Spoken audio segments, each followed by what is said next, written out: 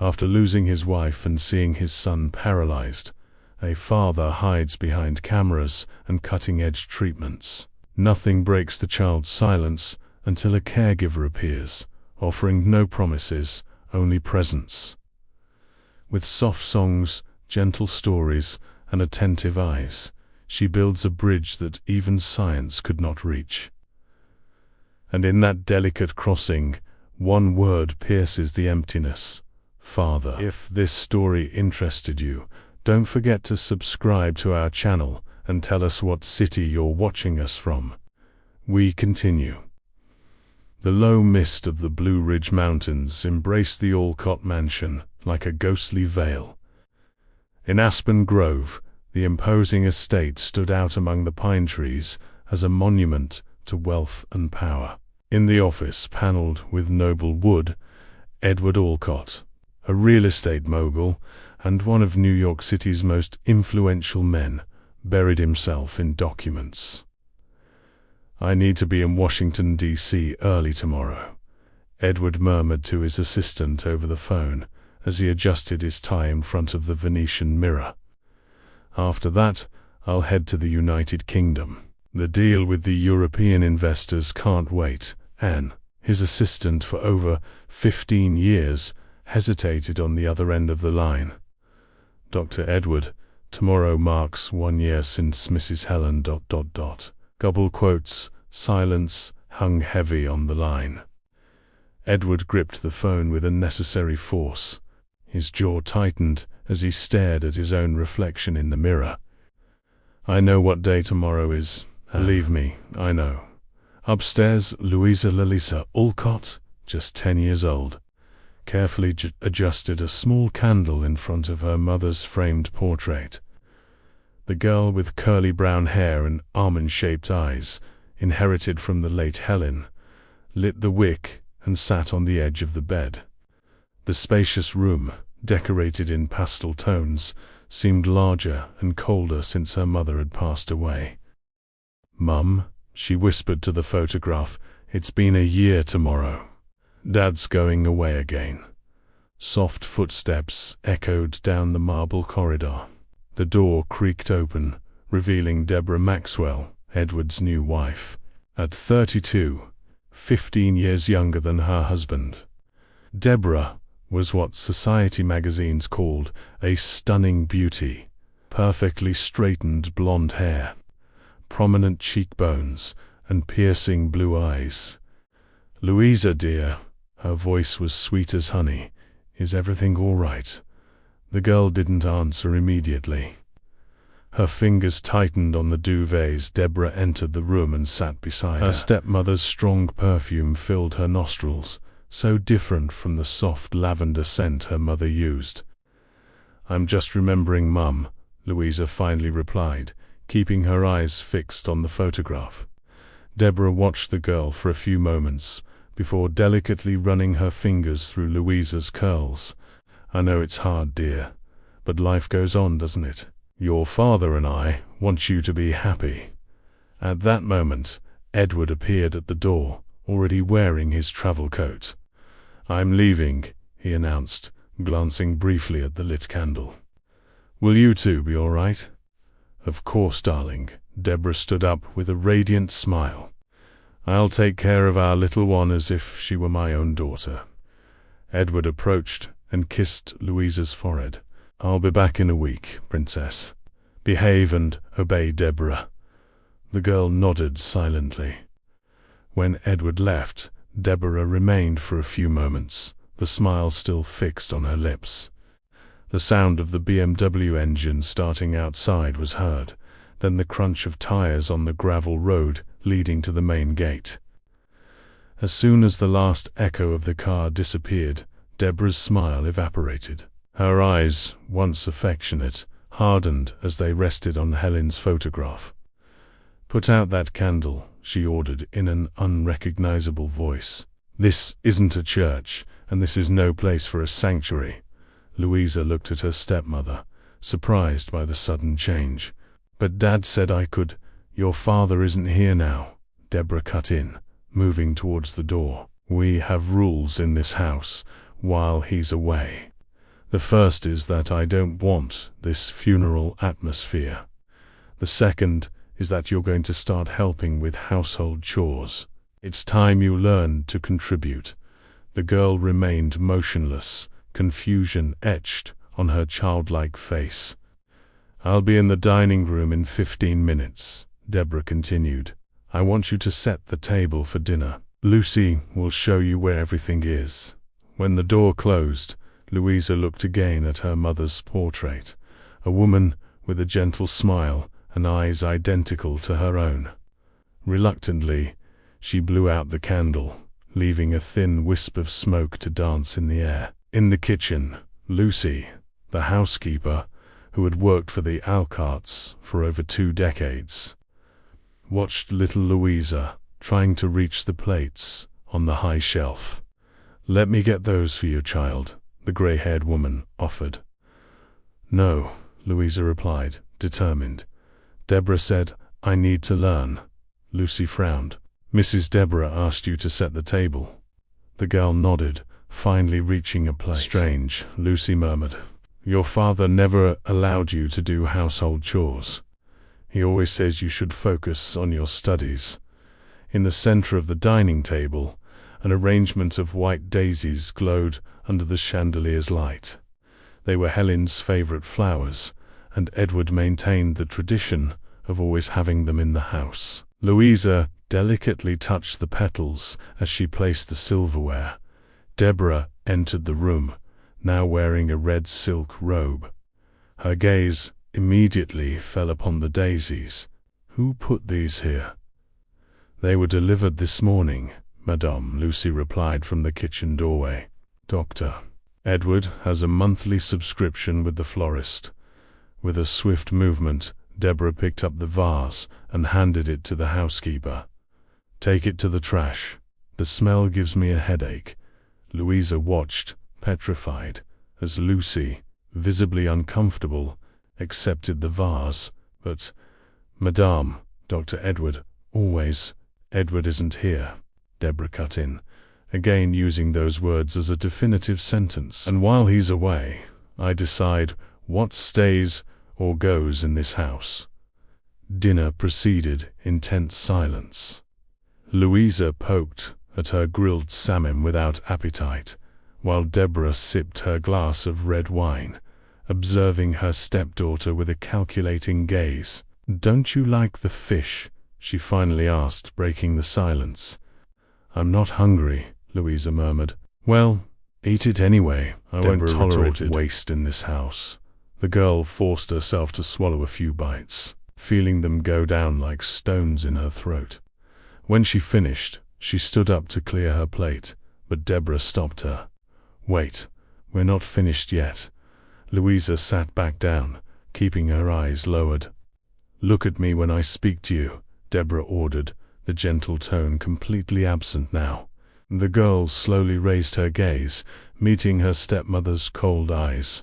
"Tomorrow we'll start a new routine around here. No more ridiculous candles, no more crying in corners, no more staring at portraits all day. Understood?" Louisa nodded silently.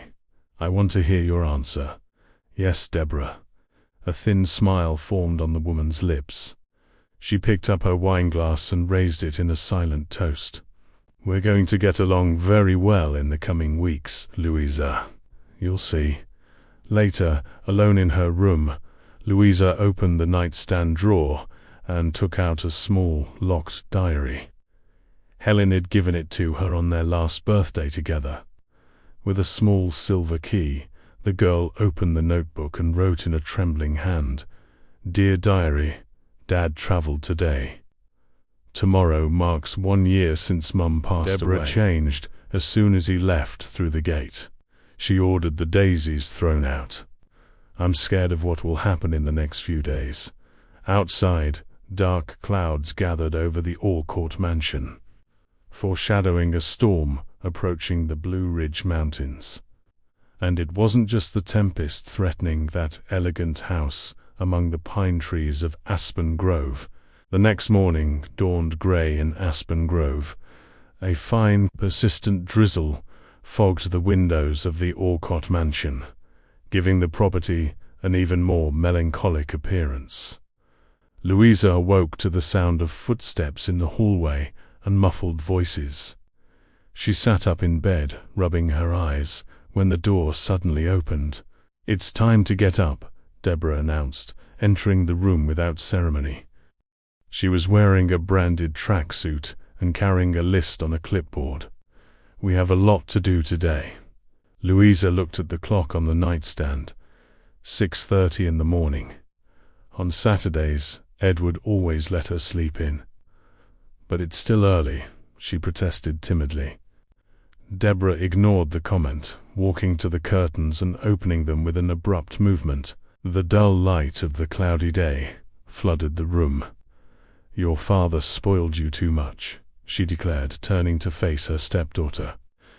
"In my house, when I was your age, I woke up at 5 to help my mother before school. That builds character." Louisa sat on the edge of the bed, her bare feet touching the cold floor. The room felt different, and she soon realized why.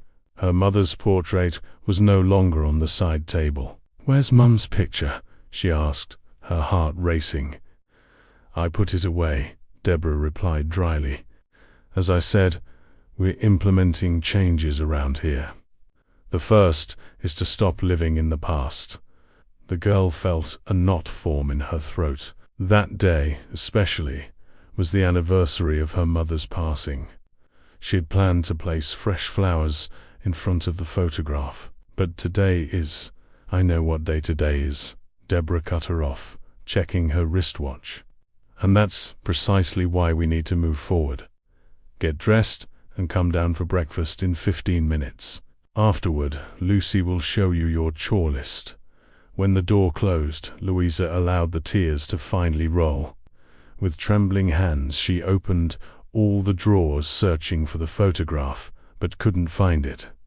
She sat on the floor, hugging her knees, and allowed herself a moment of silent despair before wiping her face on her pajama sleeve and heading to the bathroom. Downstairs, the breakfast table was set with a simplicity that contrasted with the elaborate meals Edward usually provided. Just a coffee pot, some toast, and a jar of strawberry jam. "Where's the orange juice?" Louisa asked as she sat down. Deborah, who was typing something on her phone, looked up with irritation. "If you want juice, make it yourself. The oranges are in the fridge." Lucy, who was passing by with a stack of towels, paused briefly. "I can prepare the juice for the child, Mrs. Deborah." "No," Deborah replied firmly. "Louisa needs to learn to fend for herself. The world out there isn't going to serve orange juice on a silver platter." Breakfast proceeded in silence. Louisa mechanically chewed a piece of toast without butter, while Deborah remained engrossed in her phone. Outside, the rain had intensified, drumming against the mansion windows. After the meal, Lucy guided Louisa to the kitchen, where a list was affixed to the refrigerator. "Mrs. Deborah left these chores for you," the housekeeper explained, her tone revealing disapproval. "But don't worry, I'll help you however I can." The list was extensive: dust the living room shelves, organize the magazines, water the solarium plants, help fold the clean laundry.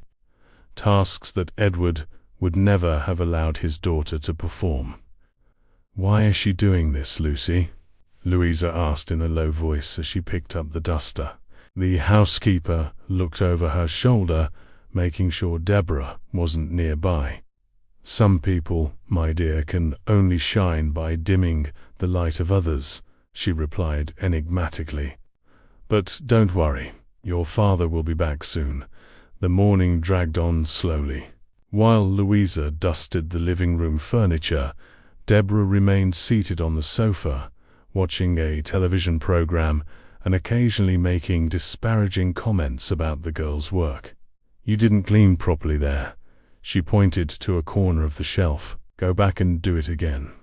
When Louisa finished the living room tasks, she was directed to the solarium, a spacious room with glass walls and ceiling, filled with exotic plants that Helen lovingly cultivated.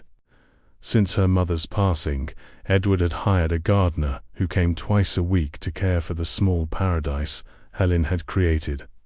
Now, apparently, it would be Louisa's responsibility. "Water each of them, but be careful with the amount of water," instructed Deborah, who had followed her to the solarium. "If any die because of you, your father will be very disappointed." Louisa picked up the watering can and began the task. In the center of the solarium, an arrangement of white daisies, similar to the one Deborah had ordered thrown out the day before, stood out among the foliage. They were Helen's favorites. "I thought I had ordered these flowers thrown out," Deborah commented, approaching the arrangement. "These are from the garden, madame," Louisa replied, trying to keep her voice steady. "Mum planted them personally." A cold smile formed on Deborah's lips. "Well, now I am the lady of this house, and I don't like daisies." With a deliberate movement, she tipped over the vase, spilling soil and flowers across the solarium's marble floor. "Clean that up," she ordered, turning to leave. Louisa stood paralyzed, watching the delicate white flowers mingle with the damp soil. A single daisy remained intact, as if defying the destruction around it. The girl knelt and began to collect the shards of the vase when she felt a sharp pain. A fragment had cut her finger. A drop of blood dripped onto the surviving daisy, staining its white petals. "Be careful with those shards," Deborah commented, watching from the doorway. "Cracks don't heal easily." During lunch, Deborah seemed strangely pleased with herself. She poured herself a generous amount of wine, while Louisa merely picked at the food on her plate. "Aren't you going to eat?" Deborah asked, raising an eyebrow. "Wasting food is a terrible habit." "I'm not hungry," Louisa murmured. "Very well, then don't eat. But there will be no afternoon snack for you." The afternoon followed the same rhythm as the morning. More chores, more criticism, more small cruelties disguised as life lessons. When she finally finished folding the towels in the laundry room, Louisa silently went up to her room, hoping to find some refuge. To her surprise, the door was ajar. She was sure she had closed it when she left that morning. She entered cautiously and immediately realized something was wrong. Her drawers were open and several items were out of place. "Looking for this?" Deborah's voice came from the armchair in the corner of the room. She was leafing through Louisa's diary, the one Helen had given her, and where the girl recorded her most intimate thoughts. "That's mine," Louisa exclaimed, stepping forward to retrieve the notebook. Deborah snapped it shut and held it out of the girl's reach. "Nothing in this house is truly yours, you know. Everything belongs to your father, and by extension, to me as well." Louisa felt tears stinging her eyes, but refused to cry in front of her stepmother. "Please, give it back. Mum gave it to me." Something dark glinted in Deborah's eyes. "Helen, Helen, Helen, is that all you ever think about? She's gone, forever. And guess what else? Your father has already moved on. Why don't you do the same?" With a fluid movement, Deborah stood up and walked to the decorative fireplace in the corner of the room. Before Louisa could react, she opened the small compartment where the heater controls were and threw the diary inside. "No," Louisa cried, running to retrieve it, but it was too late. Deborah closed the compartment and turned the key. "Oops," she smiled, putting the key in her pocket. "Looks like you'll have to start a new diary. One without mentions of Helen on every page." The girl stared at her stepmother, an unknown feeling growing in her chest, something between anger and determination. "My father will know about this when he gets back," she said with a firmness that surprised both of them. Deborah's smile wavered for an instant, but soon returned, more calculating. "Who will your father believe? His adult wife, or the problematic child who can't get over her mother's loss. She approached, leaning down until she was face to face with Louisa. Besides, he doesn't even answer my calls. He's too busy with his business to worry about what happens here. At that moment, as if to confirm her words, Louisa's phone vibrated on the nightstand. It was a message from Edward. Meeting ran long, Princess. We won't be able to do our video call today. We'll talk tomorrow. Love you. Deborah, who had read the message over Louisa's shoulder, smiled triumphantly. See, it's always been like this, hasn't it? Even when Helen was alive, Edward Orcott always puts business first. Louisa put away the phone, refusing to give her stepmother the satisfaction of seeing her crumble.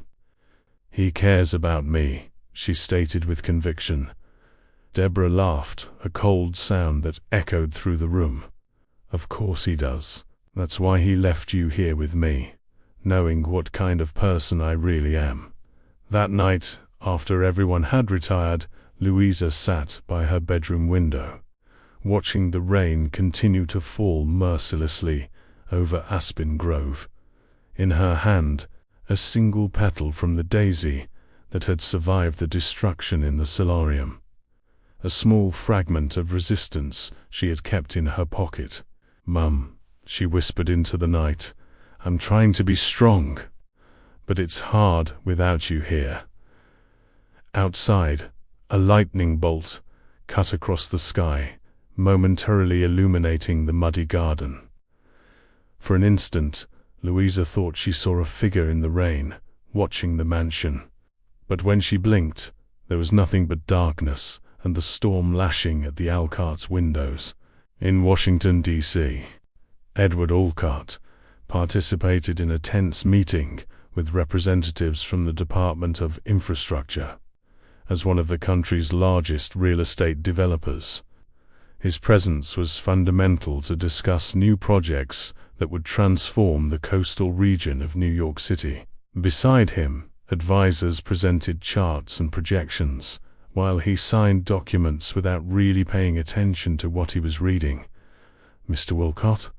The voice of the executive secretary of the department brought him back to reality. "Do you agree with the terms?" Edward blinked twice, as if waking from a trance. Through the meeting room window, the National Mall was visible under an impeccably blue sky, so different from the overcast weather he had left. Behind an aspen grove. "Pardon me," he said, adjusting his tie. "Could you repeat the last clause?" His chief advisor, Robert, gave him a worried look. It was rare to see the always focused Edward Orcott distracted during negotiations. As the secretary repeated the information, Edward discreetly took out his phone under the table. No missed calls from Deborah, just a message stating that everything was fine. He opened his photo gallery and scrolled until he found an image of Louisa smiling, taken months before.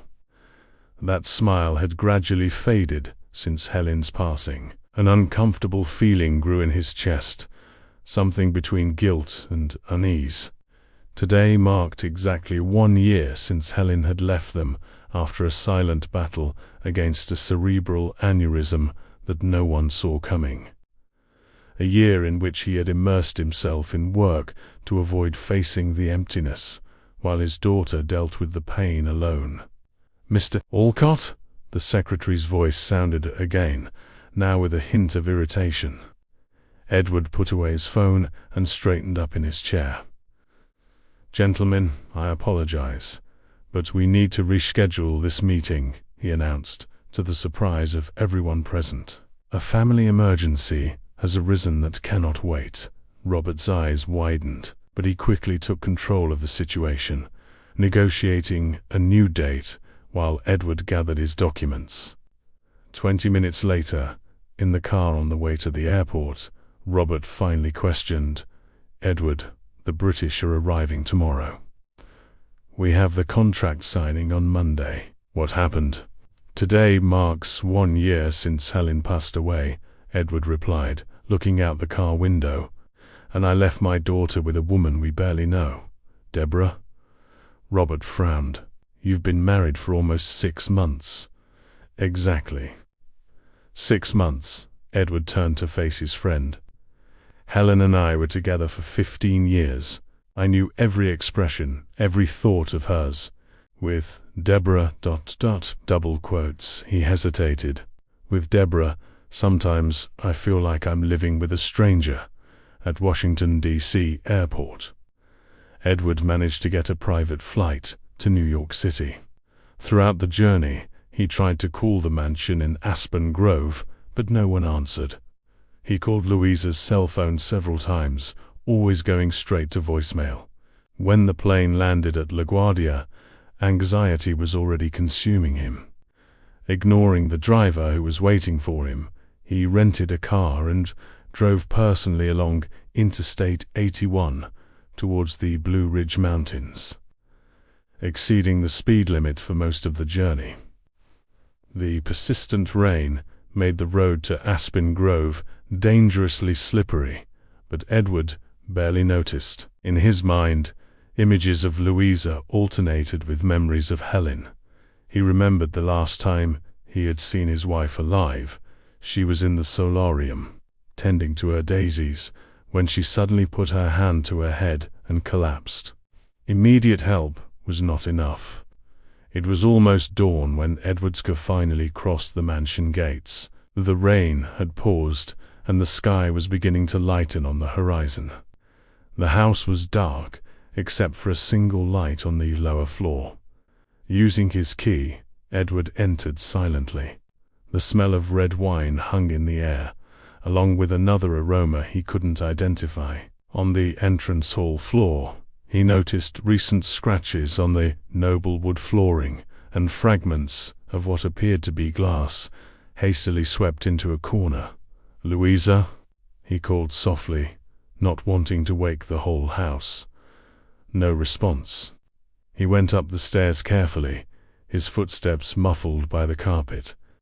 In the second-floor hallway, he went directly to his daughter's room and turned the doorknob. Locked. Strange. Louisa never locked her door. "Louisa?"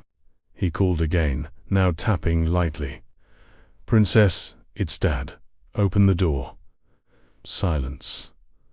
A shiver ran down his spine. Edward knocked harder, calling for his daughter with growing concern.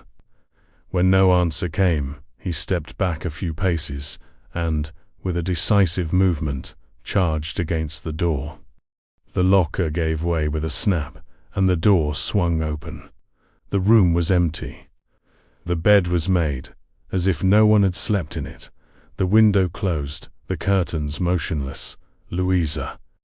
Now Edward was shouting, panic growing in his chest. A muffled sound caught his attention. It came from somewhere downstairs.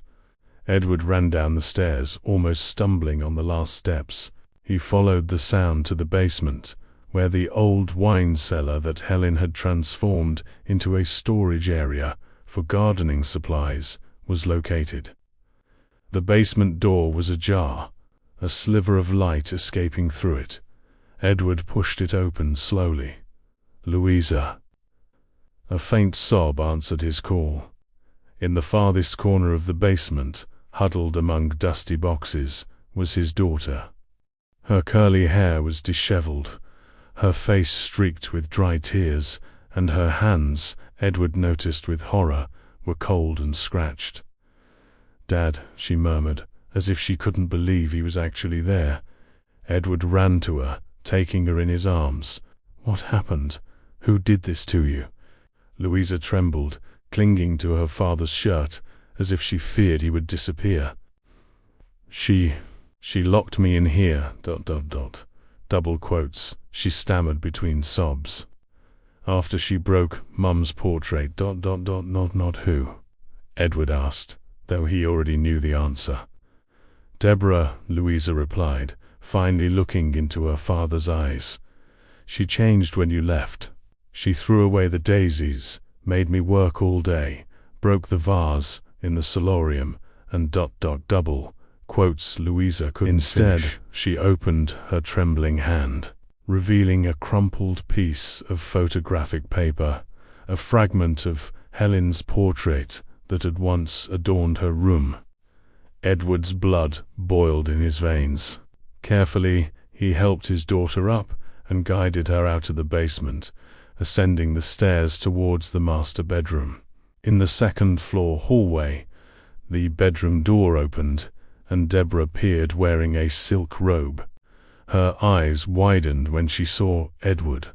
"Darling, what a wonderful surprise," she exclaimed, trying to kiss him. "We weren't expecting you so soon." Edward recoiled, his gaze fixed on his wife's eyes. "What have you done?" he asked, his voice dangerously controlled. Deborah looked at Louisa, who cowered behind her father, and her face took on an expression of false concern. "What are you talking about? Louisa, what have you been telling your father?" Edward positioned himself protectively in front of his daughter. "Don't address her. I'm asking you, why was my daughter locked in the basement?" For a moment, Deborah seemed genuinely confused. Then her expression changed to something calculating. "Edward, darling, I think there's been a terrible misunderstanding. Louisa has been so difficult since you left. She refuses to follow basic rules, responds rudely, broke Helen's portrait in a fit of rage, ... liar." Louisa cried, stepping out from behind her father. "You broke the portrait. You locked me downstairs because I tried to pick up the pieces." Deborah laughed, a cold, controlled sound. "See how she is, hysterical, making up stories. Consult Dr. Mitchell. He recommended we leave her in a quiet environment when she has these episodes. She's been exhibiting concerning behaviors, Edward. I think the anniversary of Helen's passing has affected her more than we imagined." Edward looked from his wife to his daughter, noticing the genuine fear in the child's eyes and something disturbing in Deborah's confident posture. "Louisa," he said softly, "go to my office and wait there." "But Dad, now, Princess, please." Reluctantly, the girl obeyed, casting one last frightened glance at her stepmother before descending the stairs. As soon as he heard the office door close, Edward turned to Deborah. All pretense of calm evaporated. "It's over," he declared. "I want you out of this house by dawn." Deborah blinked, her mask of control wavering for an instant. "What are you talking about? You can't possibly be believing the fantasies of a disturbed child." Edward took a step forward, his voice low and dangerous. "I saw the scratches on the floor. I saw the broken glass someone tried to hide. I saw the state of my daughter. And most importantly, he took out the fragment of the photograph Louisa had given him from his pocket. I saw this, the mark of your heel on Helen's face."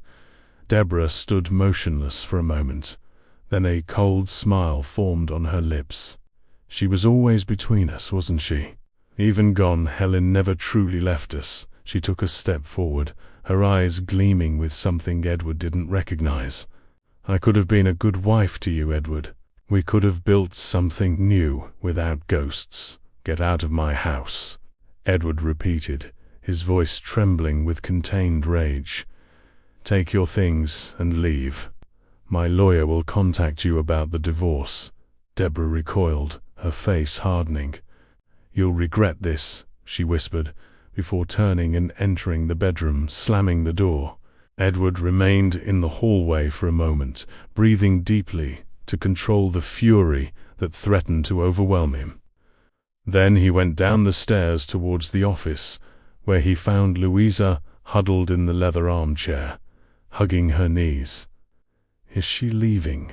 the girl asked in a low voice. Edward knelt before his daughter, taking her small scratched hands in his. "Yes, Princess. She'll never hurt you again, I promise."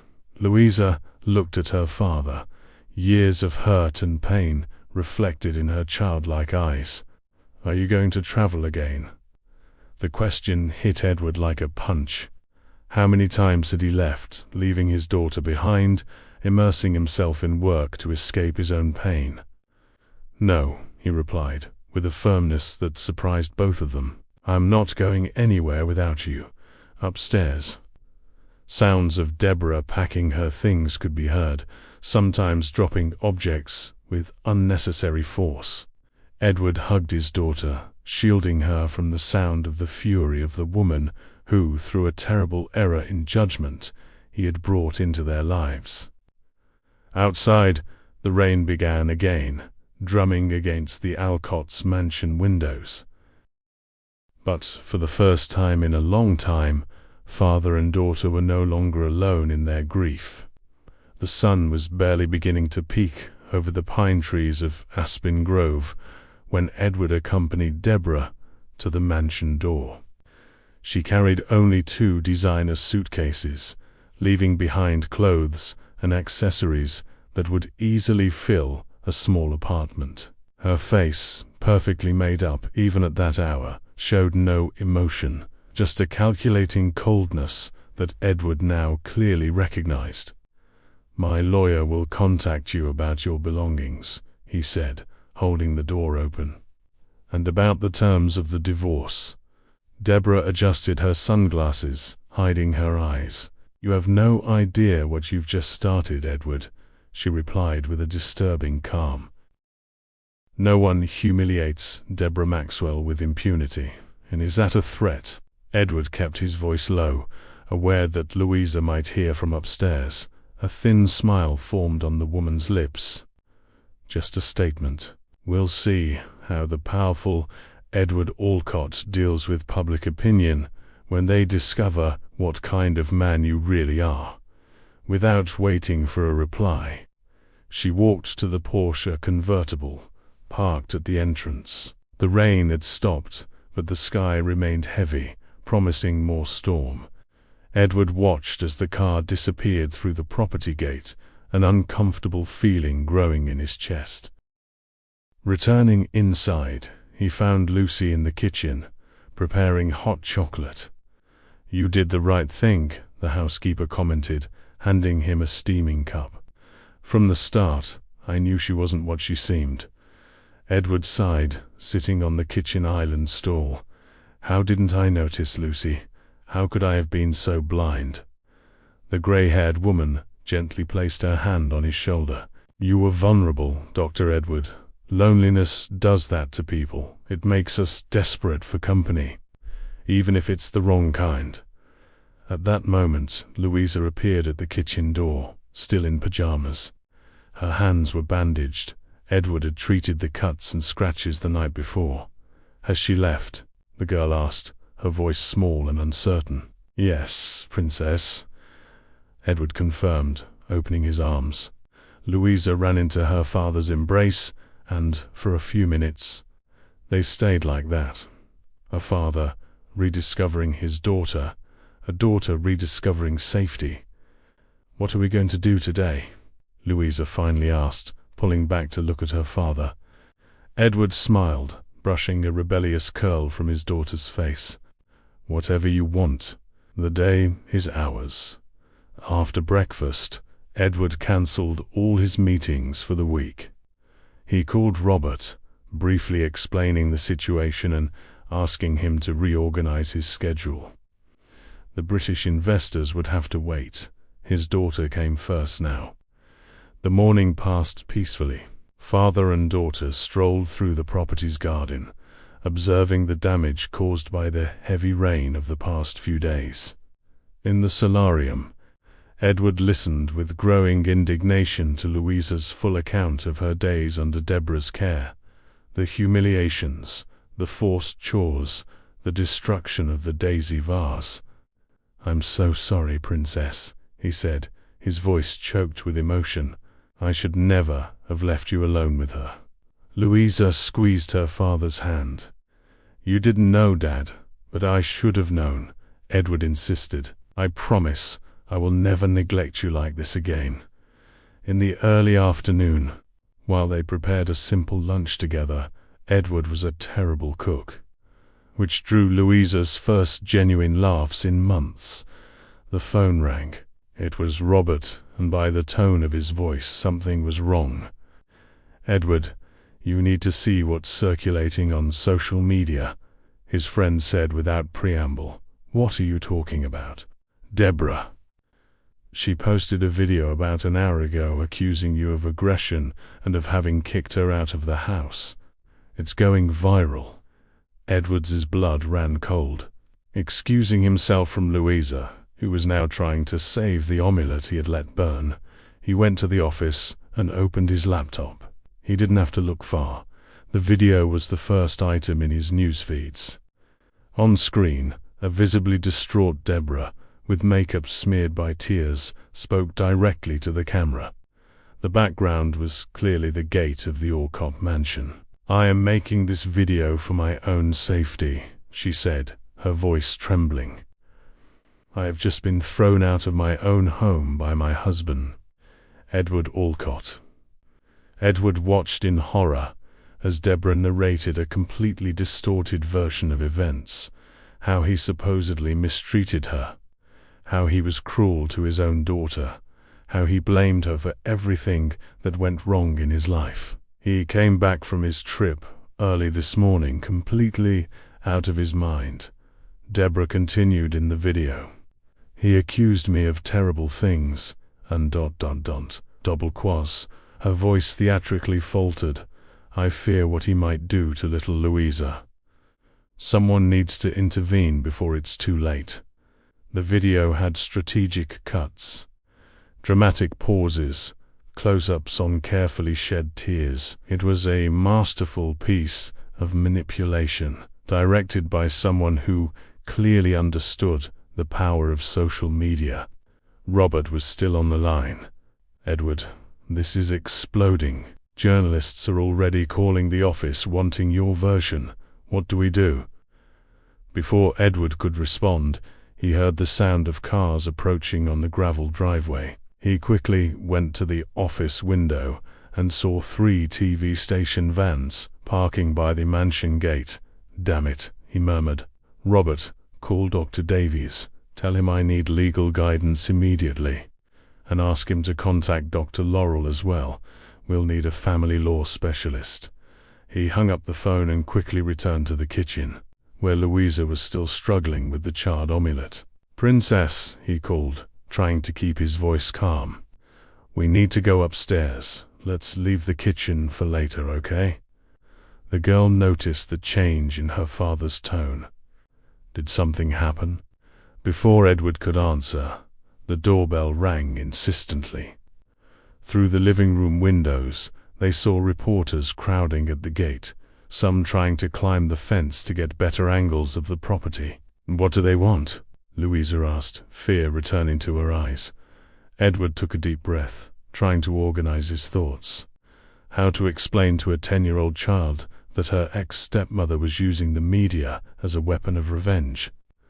"Deborah is saying things that aren't true about us, Princess," he explained carefully. "These reporters want to know if what she said is real." Louisa looked out the window, observing the growing number of cameras and microphones. "Why is she lying, Dad?" Edward knelt to be at his daughter's eye level. "Some people, when they feel hurt or rejected, do bad things to hurt others. But don't worry. The truth always prevails in the end." The house phone began to ring incessantly. Edward disconnected the device and checked his cell phone. Dozens of missed calls and messages from journalists, colleagues, even old friends wanting to know his side of the story. As they closed the first-floor curtains, the gate intercom rang. It was Dr. Davies, Edward's trusted lawyer for over a decade. Edward authorized his entry, instructing the security guard not to allow anyone else past the gates. "This is a circus," the lawyer commented as he entered, taking off his coat wet from the drizzle that had restarted. "There are at least 5 broadcasters out there, and Deborah's video has already been shown on the main midday newscasts. Edward led the lawyer to the office, asking Lucy to stay with Louisa in the upstairs playroom. "What's the extent of the damage, Oscar?" he asked as soon as they closed the door. Dr. Davies, a thin, middle-aged man with graying hair at his temples, adjusted his thin-rimmed glasses. "Significant, but manageable. Deborah accuses you of emotional abuse, expulsion from the marital home, parental neglect. But there are no formal criminal charges. Yet. Yet?" The lawyer sighed, sitting in the leather armchair.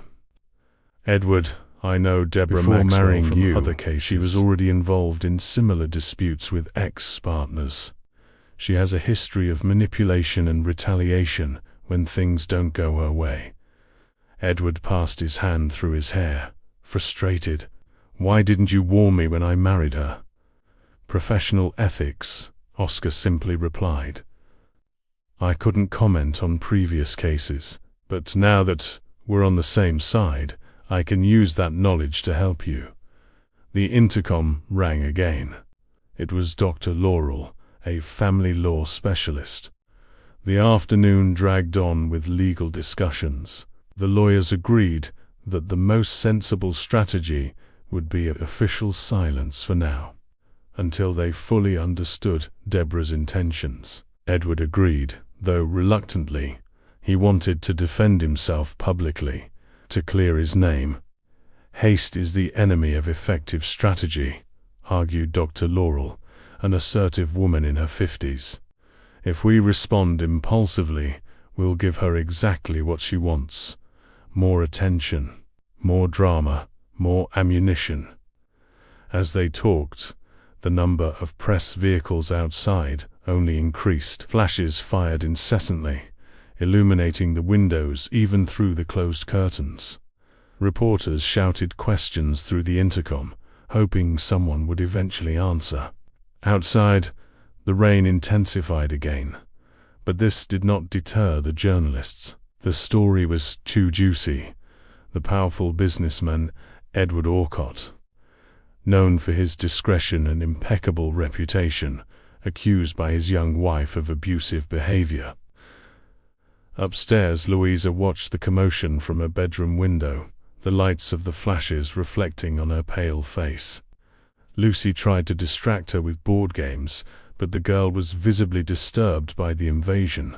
When Edward finally went up to see her, it was already night.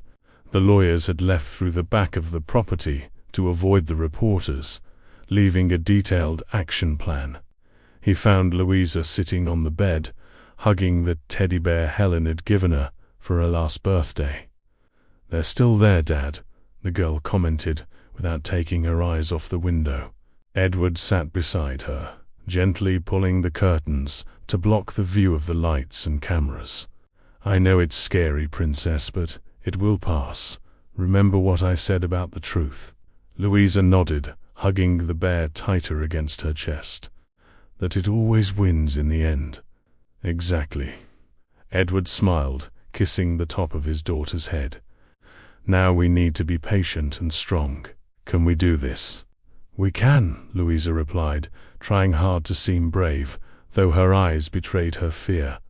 That night, while Louisa finally slept, Edward remained awake in his office, browsing news websites. The story was gaining alarming proportions. Commentators gave opinions, specialists analyzed the case, and Deborah's video, now with over 1 million views, was dissected frame by frame. The phone rang.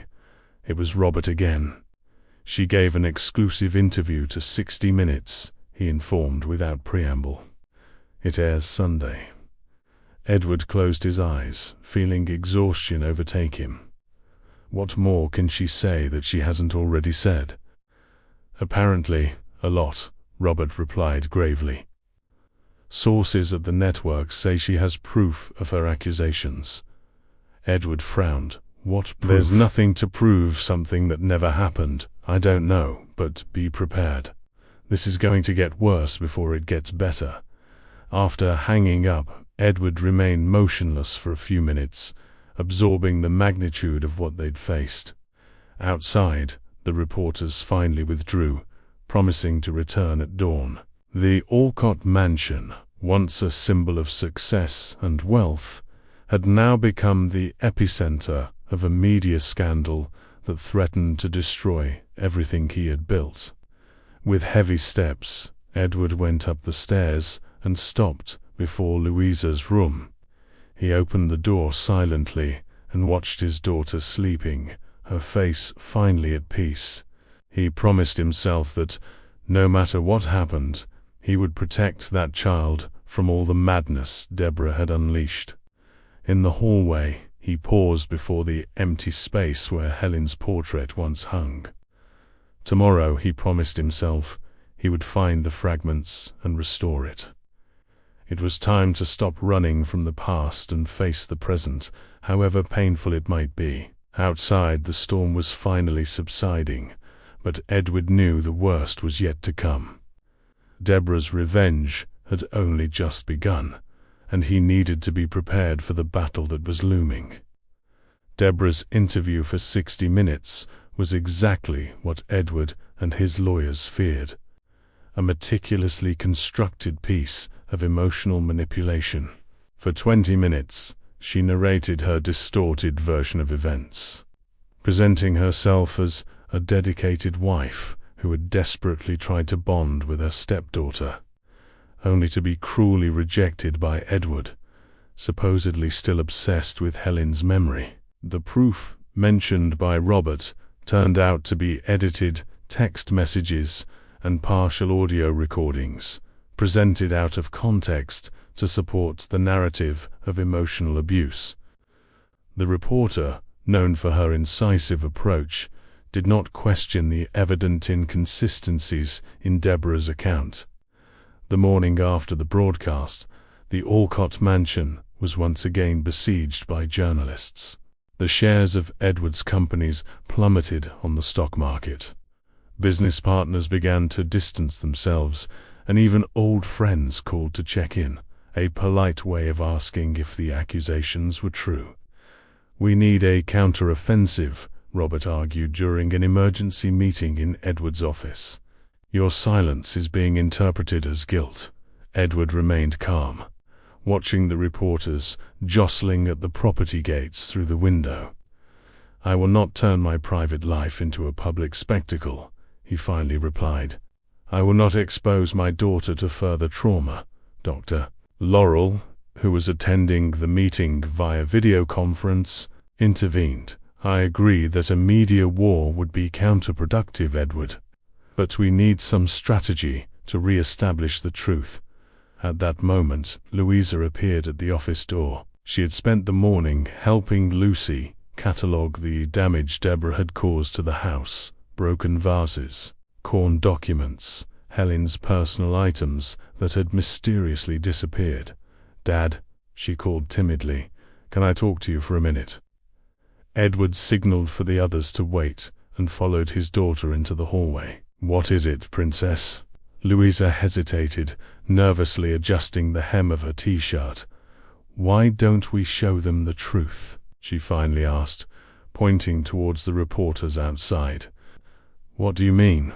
"People are believing Deborah's lies because that's what they're seeing," the girl explained, with surprising logic for her 10 years. "If we show them the truth, maybe they'll believe us." Edward knelt to be at his daughter's eye level. "And how do you suggest we do that, Princess?" Louisa thought for a moment. "Remember when Mum always said actions speak louder than words? We can show the truth without having to say anything."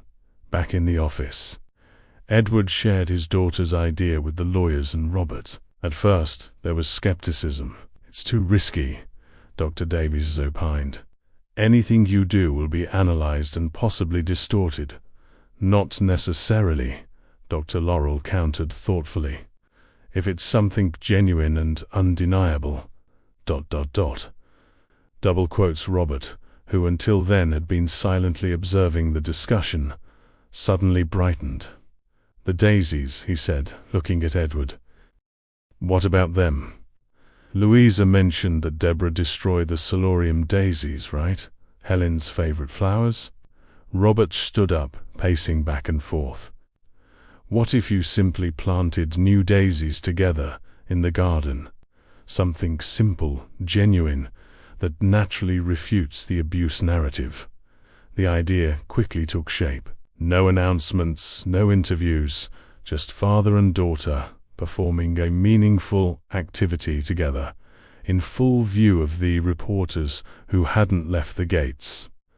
It wouldn't be a direct answer to the accusations, Dr. Laurel pondered, but it would eloquently demonstrate your true relationship. Edward consulted Louisa, who loved the idea. Immediately, they called the local nursery, requesting daisy seedlings for delivery the next day. Meanwhile, on another front, Dr. Davies achieved an important victory. He managed to get an independent expert to analyze the original video posted by Deborah. The initial results already indicated digital manipulation in several sections, including cuts and audio overlays. The next morning, as planned, the nursery truck delivered dozens of daisy seedlings. The reporters, eager for any movement on the property, immediately pointed cameras and microphones at the vehicle. At 10 o'clock, Edward and Louisa went out into the garden. They wore simple clothes, he, jeans, and a light t-shirt. She, denim overalls, and yellow rubber boots that Helen had given her for her last Christmas.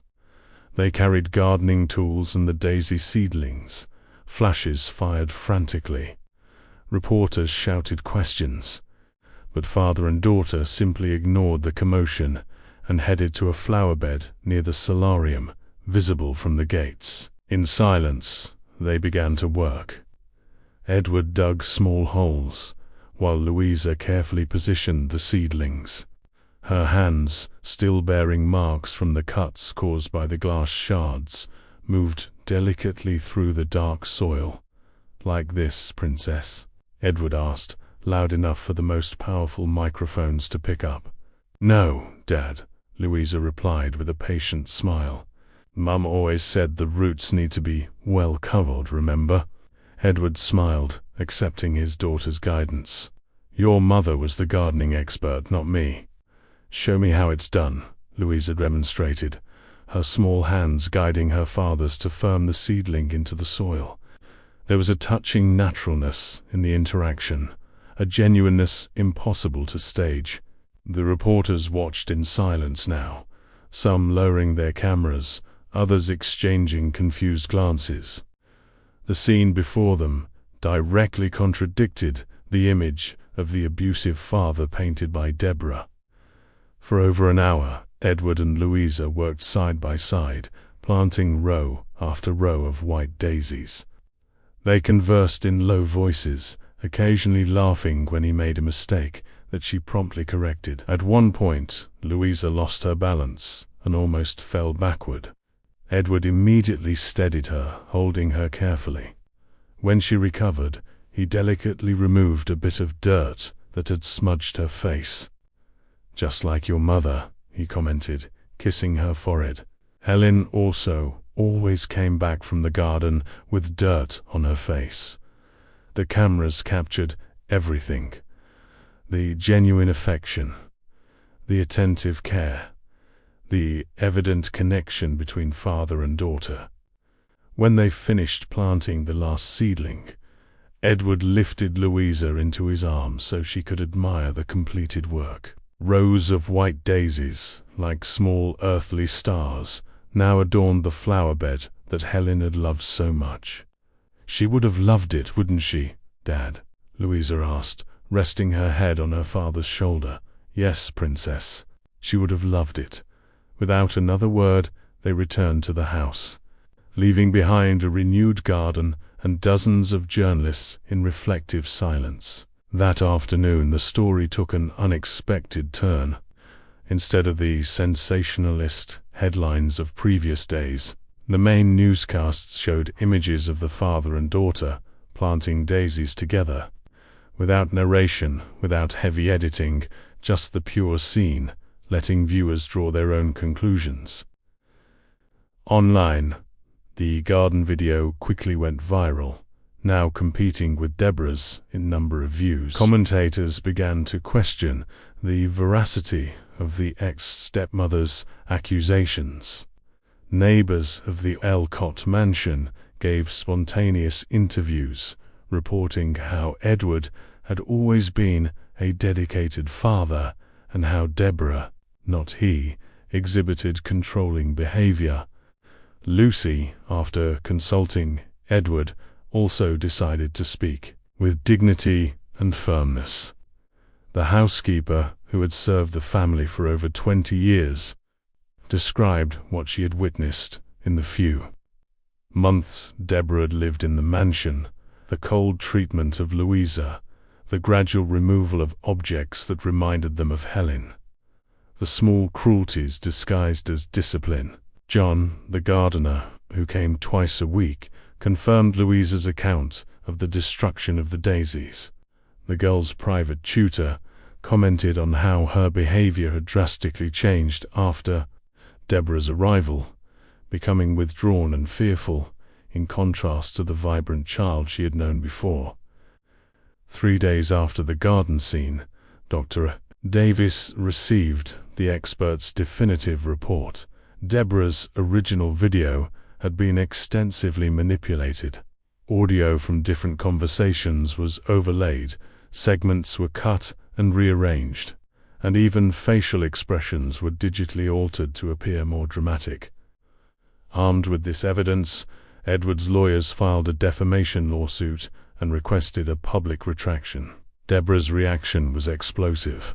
In a live social media broadcast, she attacked Edward, the experts, the neighbors, and especially Lucy, whom she accused of blind subservience to her employer. But her words, once received as shocking truths, now met with skepticism. The contrast between her erratic behavior and Edward's silent dignity did not go unnoticed. "She's self-destructing," Laurel commented over the phone. "The more she talks, the more she contradicts herself." A week after the scandal began, the tide had completely turned. The shares of Edward's companies recovered, business partners reapproached, and the press, once so eager to exploit the case, began to retreat. On Friday afternoon, the last group of reporters finally left the gates of the Awoke mansion. In the garden, the newly planted daisies swayed gently in the mountain breeze. Edward found Louisa in the solarium, where she was quietly drawing. On the table, the fragments of Helen's destroyed portrait were carefully organized like puzzle pieces. "What are you doing, Princess?" he asked, sitting beside her. Louisa showed him the drawing. It was a representation of the destroyed photo, made with colored pencils and surprising precision for her age. "I'm trying to remember what it looked like, so we can fix it," she explained. Edward examined the fragments. The frame's glass was shattered, the photographic paper torn, but Helen's smile was still recognizable in the pieces. "You know what?" he said, carefully picking up one of the fragments. "I think we can do better than this." That night, after Louisa fell asleep, Edward searched the basement for a box he hadn't opened in months. Inside, he found the original negative of the destroyed photograph, the one that used to be in Louisa's room, showing Helen in her solarium, surrounded by her beloved daisies. The next morning, while his daughter was still asleep, Edward drove to New York City. At a specialized photography studio, he handed over the negative and requested not just a reproduction, but a special enlargement. When he returned to Aspen Grove at the end of the day, he carried with him the perfectly restored portrait, framed in light wood, exactly like the original. Louisa was ecstatic. Together, they hung the portrait in its rightful place, in the girl's room. But Edward had another surprise. He led his daughter to the mansion's main living room and showed her a prepared space on the most prominent wall in the house. "I think your mother deserves a place of prominence, not just in your room, but throughout the house," he explained, as he hung a second enlarged copy of the same portrait, "so that everyone who enters here knows that Helen is still a part of this family." That night, for the first time since Helen's passing, father and daughter dined at the main table, with her portrait serenely watching them from the wall. They didn't speak much, but the silence was comfortable, like a family embrace after a long time apart. Outside, the newly planted daisies glowed under the moonlight of the Blue Ridge Mountains, like small sentinels guarding the Alcots against the shadows that tried to divide them. 3 months passed since the media storm unleashed by Deborah, with the experts' report confirming the video manipulation and the testimonies of employees and neighbors corroborating Edward and Louisa's version. The case quickly disappeared from the news, replaced by new scandals and controversies. The divorce proceedings advanced without major obstacles. Deborah, realizing that her public attack strategy had failed, opted for a more pragmatic approach, focusing on securing substantial financial compensation. Edward, eager to definitively close that chapter of his life, agreed to a generous settlement, on the condition that she sign a confidentiality agreement and commit to never again approaching the mansion or Louisa. At the Allcourt mansion, life gradually found a new rhythm.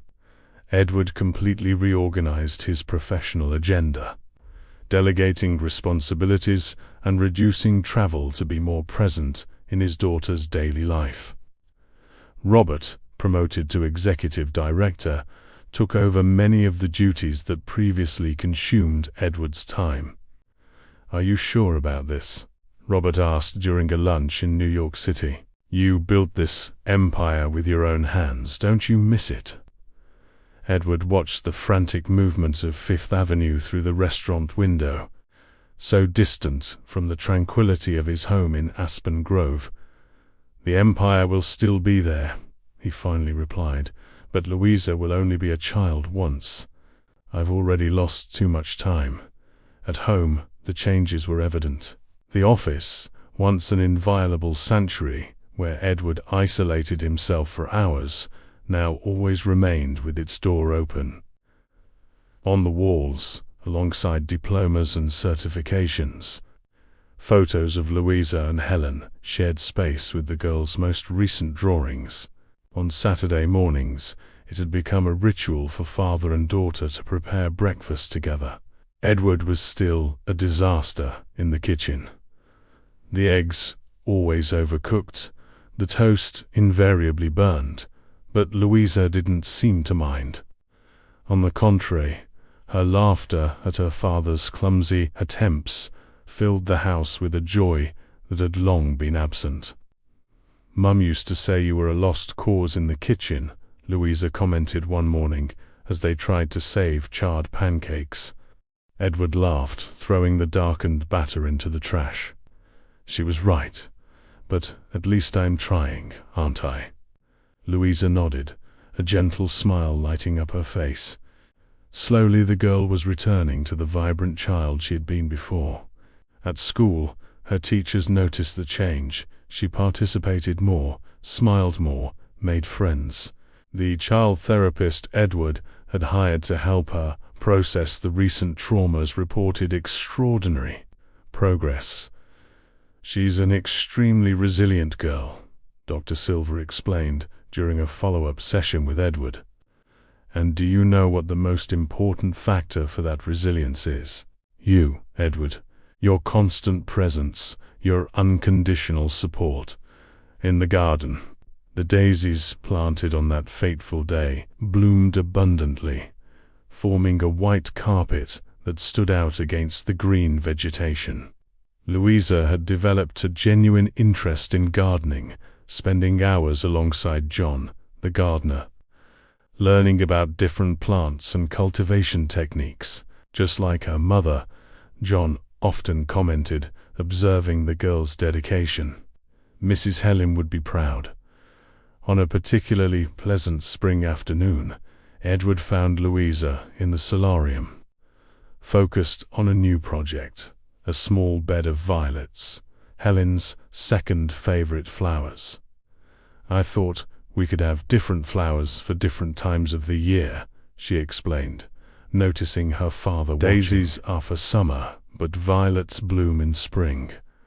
Edward sat beside her, helping her transfer a small seedling to a decorated pot. "It's a wonderful idea, Princess. A garden that changes with the seasons, just as we change with time." Louisa raised her eyes, a serious expression on her childlike face. "Dad, do you think Mum sees us from somewhere?" The question caught Edward off guard. Since Helen's passing, he had avoided discussions about spirituality or an afterlife. Uncertain about his own beliefs and fearful of feeding false hopes in his daughter. "I'm not sure, Princess," he answered honestly, "but I'd like to think so. That she somehow watches over us, even if she's not physically here." Louisa seemed satisfied with the answer and turned her attention back to the violets. "Sometimes, when I'm in the garden, I feel like she's right here with me, you know. I don't see her or hear her, but I feel her." Edward nodded, perfectly understanding the feeling. He himself had experienced that inexplicable presence walking through the solarium, watching the sunset from the viewpoint Helen loved, or simply contemplating Louisa's smile, so similar to her mother's. That night, after Louisa fell asleep, Edward sat on the balcony with a glass of wine, contemplating the stars that dotted the mountain sky. His phone vibrated. It was a message from Robert, informing him that Deborah had finally signed all the divorce documents. Officially, that chapter was closed. He felt a mixture of relief and sadness, not for the loss of the marriage, which he now recognized had been a mistake from the beginning, but for the lost time. For the traumas that could have been avoided had he been more careful, more present. His thoughts were interrupted by a small noise. Turning, he saw Louisa standing at the balcony door, rubbing her sleepy eyes. "Can't sleep, Princess." She shook her head, walking over to him and settling into his lap, as she used to when she was younger. "I had a dream about Mum," she said softly. "She was in the garden, tending to the daisies, and she told me to tell you that everything is all right now." Edward felt emotion close his throat. He hugged his daughter tighter, unable to respond immediately. "It was just a dream, Dad," Louisa continued. "But it felt so real, ... The best dreams always do," he finally managed to say, kissing the top of his daughter's head. "And you know what? Your mother is right. Everything is all right now." They stayed like that for some time, watching the stars in comfortable silence. Edward realized that, for the first time in a long time, the pain of losing Helen would never completely disappear, nor should it. It was part of the love they shared. But now that pain coexisted with a new joy, a new purpose found in the rebuilt relationship with his daughter. The next day, Edward surprised Louisa with a proposal. "What do you think about going to Elephant's Peak viewpoint? It was your mother's favorite place to watch the sunset." The girl's eyes sparkled with excitement. Although the Alcott mansion was in Aspen Grove, they rarely enjoyed the city's tourist spots. Edward was always too busy, and after Helen's passing, the places she loved became too painful to visit. They left in the middle of the afternoon, taking a small picnic basket prepared by Lucy. Edward drove slowly along the winding road up the hill, pointing out to Louisa the spectacular city views that unfolded with each turn. At the top, they found a quiet spot, away from the few tourists visiting the viewpoint that weekday. They spread a blanket on the grass and sat down, contemplating the horizon where the sun began its descent behind the mountains. Mum and I used to come here before you were born, Edward recounted. We would spend hours talking about the future, about the family we wanted to build. Louisa listened attentively, absorbing every word about the mother she had lost too soon. When we knew you were on the way, Helen insisted on coming here to introduce you to the mountains, he continued, smiling at the memory. She said, you needed to know the view, even before opening your eyes to the world, and you brought me here after I was born, Louisa asked. Many times when you were a baby, then ... Quotes. Edward hesitated. Then business became more demanding, trips more frequent, and we ended up coming less and less. A shadow of sadness crossed his face. So many things I should have done differently, he murmured, more to himself than to his daughter. Louisa took her father's hand, her small fingers intertwining with his. Don't be sad, Dad. We're here now, aren't we? Edward smiled, marveling at his daughter's simple wisdom. Yes, Princess. We're here now. That's what matters. They watched in silence as the sun set, painting the sky in dramatic shades of orange and red. The lights of Aspen Grove began to twinkle in the valley below, creating a magical spectacle of light and shadow. From his bag, Edward took out the restored portrait of Helen, the one Deborah had destroyed and that he had reproduced. It was a smaller copy, protected by a sturdy cover. I brought your mother with us, he explained, handing the photograph to Louisa. I thought she would like to see the sunset from her favorite place again. Louisa held the portrait with reverence, positioning it so that the last ray of sun touched Helen's smiling face. Look, Dad, she exclaimed softly. The sun is kissing her. Edward felt his eyes well up. But it wasn't a painful sadness. It was a sweet emotion, a longing he could now express without feeling shattered inside. When the sun finally disappeared and the first stars began to dot the sky, father and daughter gathered their things and returned to the car. On the way back to the mansion, Louisa fell asleep in the passenger seat, Helen's portrait held securely in her hands. Edward drove slowly, savoring the moment, aware that life was made of these small fragments of time, some painful, others sublime, all equally important in building who we are. Upon arriving home, he carried a sleeping Louisa to her room.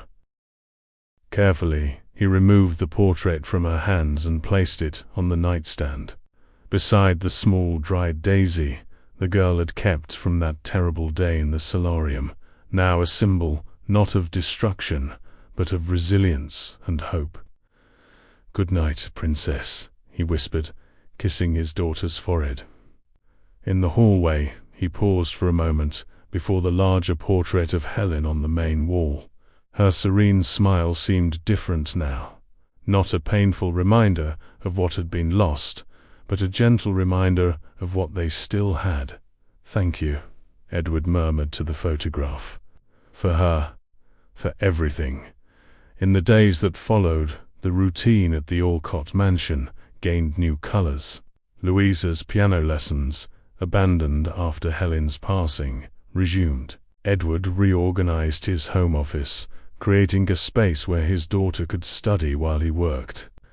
On Sundays, they became regular visitors to the craft fair in downtown Aspen Grove, where Louisa discovered a talent for ceramic painting.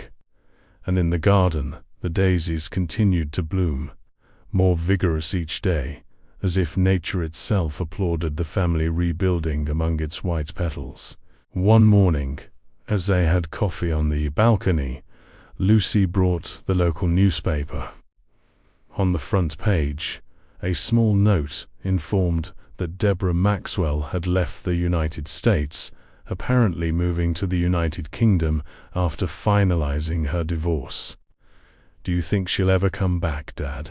Louisa asked, who had peeked at the news over her father's shoulder. Edward folded the newspaper carefully, setting it aside. "I don't know, Princess, but if she does, we'll be ready, together."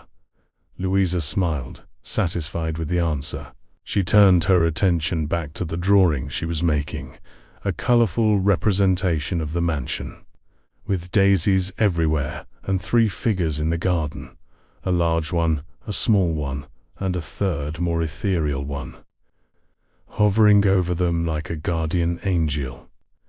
Edward observed the drawing with contained emotion. In a few childlike strokes, Louisa had perfectly captured what they had become, a family that, even incomplete, remained united by bonds that neither a departure nor malice could break. "It's beautiful, Princess," he praised. "Can we hang it next to Mum's portrait?" Louisa's eyes shone with pride. "I can make a special one for that," she offered, already separating her best-colored pens. "One that matches her frame." As Louisa concentrated on her new masterpiece, Edward observed the blooming garden, thinking about how life could be simultaneously fragile and resilient, like daisies that survive storms, like photographs that can be restored after being torn, like hearts that, even broken, continue to beat and eventually to heal. "Dad," Louisa called, "remember when you promised to teach me how to cook?" Edward laughed. "I don't know if I'm the best person for that, considering my limited culinary skills." "It doesn't matter," she insisted. "We can learn together." That afternoon, the Alcott Mansion kitchen transformed into a culinary battlefield. Flowers scattered on the floor, cake batter splattered on the walls, and in the center of the chaos, father and daughter laughing until tears streamed as they tried to decipher a chocolate cake recipe that Helen used to make. The result was disastrous. The cake collapsed in the center and burned at the edges, but neither of them seemed to mind. Sitting on the kitchen floor, they ate the imperfect cake directly from the pan, sharing stories and plans for the future. "Next time it'll be better," Louisa assured, her face smeared with chocolate. "Next time," Edward agreed, marveling at his daughter's resilience, at her ability to always look forward, even after everything they had been through. On the living room wall, Helen's portrait seemed to smile more intensely, as if approving of that scene of domestic joy. Beside it, a space awaited Louisa's new drawing, another piece in the mosaic of memories they continued to build, day after day, rebuilding not just a house, but a home. Outside, the white daisies swayed gently in the afternoon breeze, like small white sentinels guarding the silent promise father and daughter had made to each other, to remain, to remember, to rebuild, and, above all, to bloom, even after the storm. End of story, dear listeners. We hope the story of the Alcott family has touched your heart. Edward and Louisa's journey reminds us that, even in the most difficult situations, truth and sincere love always find their way. To continue your journey through equally moving narratives, we have prepared a special playlist with stories that explore family bonds and overcoming adversity. Find it by clicking on the link to your left. If this story evoked emotions in you, don't forget to subscribe to our channel and like this video. Every day, we bring original stories that explore the complexity of human relationships. And you, have you ever experienced a situation where the truth needed to bloom despite adversity? Tell us in the comments. Your experience can inspire other listeners facing similar challenges. Until the next story.